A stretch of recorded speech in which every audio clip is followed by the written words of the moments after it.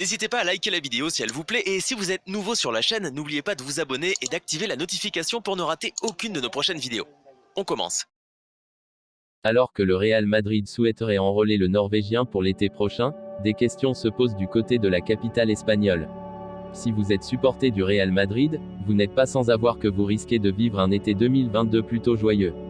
Du moins, si vous appréciez des joueurs comme Kylian Mbappé ou Erling Haaland. Pour le premier, c'est même pratiquement acté pour la plupart des médias espagnols proches des merengues, et en interne au Bernabéu, tout le monde est serein quant à l'arrivée du Bondinois. Pour le Norvégien, c'est moins évident, mais le Real Madrid semble bien être en pole position sur ce dossier, notamment parce que le principal concerné souhaite jouer en Espagne, alors que l'autre rival, le FC Barcelone, est dans une situation financière un peu plus précaire. Seulement, plus le mercato approche, et plus on se pose des questions à Madrid. Déjà, certains estimaient qu'il valait mieux ne recruter que l'un d'entre eux. Et maintenant que c'est pratiquement fait pour le Parisien, il se pose des questions sur Haaland. Benzema et Haaland incompatibles. Dans un article d'opinion publié dans le quotidien AS, le journaliste Joaquín Maroto s'explique. Premièrement, Benzema, qui est énorme en ce moment, est sous contrat jusqu'en 2023. Et Ancelotti compte sur lui pour être le numéro 1 devant. En plus de ça, le Norvégien doit lever les doutes sur son physique. La saison dernière il a eu 36 jours d'absence, cette saison 52.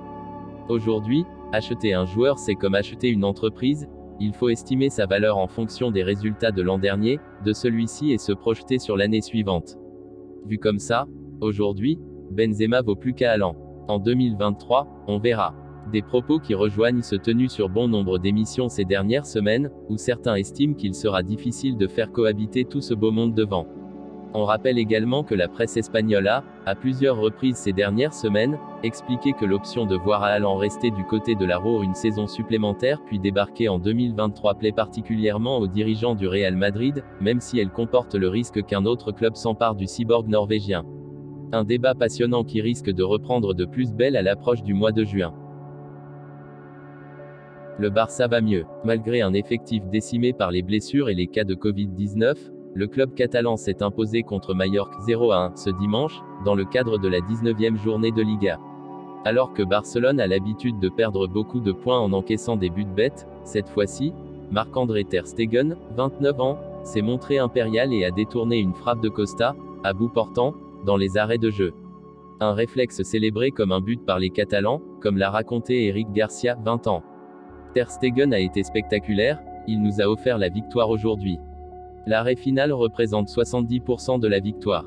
Il a une fois de plus montré qu'il était un gardien de but de grande classe. Les 3 points d'aujourd'hui étaient vitaux après que ceux qui étaient devant aient laissé des points, a expliqué le défenseur central des Blaugrana, après la victoire. Après Dani Alves et Ferran Torres, le club catalan s'apprête à signer son 3e renfort hivernal.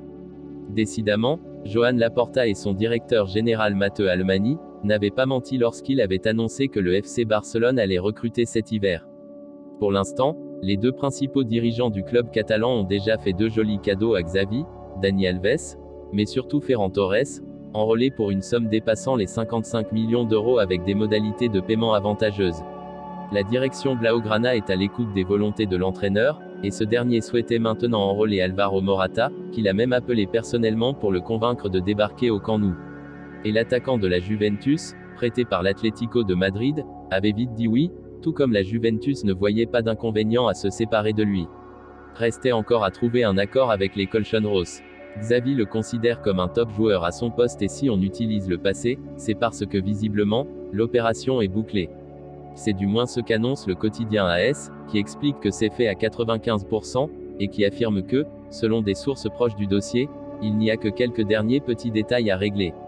Il s'agira d'un prêt de 6 mois avec une option d'achat, et Xavi veut déjà l'avoir sous ses ordres pour les demi de Supercoupe d'Espagne face au Real Madrid le 12 janvier. Là aussi, pour pouvoir l'inscrire en Liga, il faudra d'abord dégraisser et faire baisser la masse salariale afin de rentrer dans les clous du fair play financier imposé par le championnat espagnol. En somme, des joueurs comme Samuel Umtiti et Philippe Coutinho devront partir. L'entraîneur du Barça estime que Morata fait partie des meilleurs attaquants du monde et il débarquera dans une équipe où il connaît du monde, comme Ansu Fati et Ferran Torres, qu'il côtoie régulièrement en sélection. Xavi est gâté. Fin de presse. Si vous aimez la vidéo, N'hésitez pas de vous abonner sur la chaîne et d'activer la notification, pour ne rater aucune des prochaines vidéos. Likez, commentez, partagez-la avec vos amis, portez-vous bien et que la paix soit sur vous.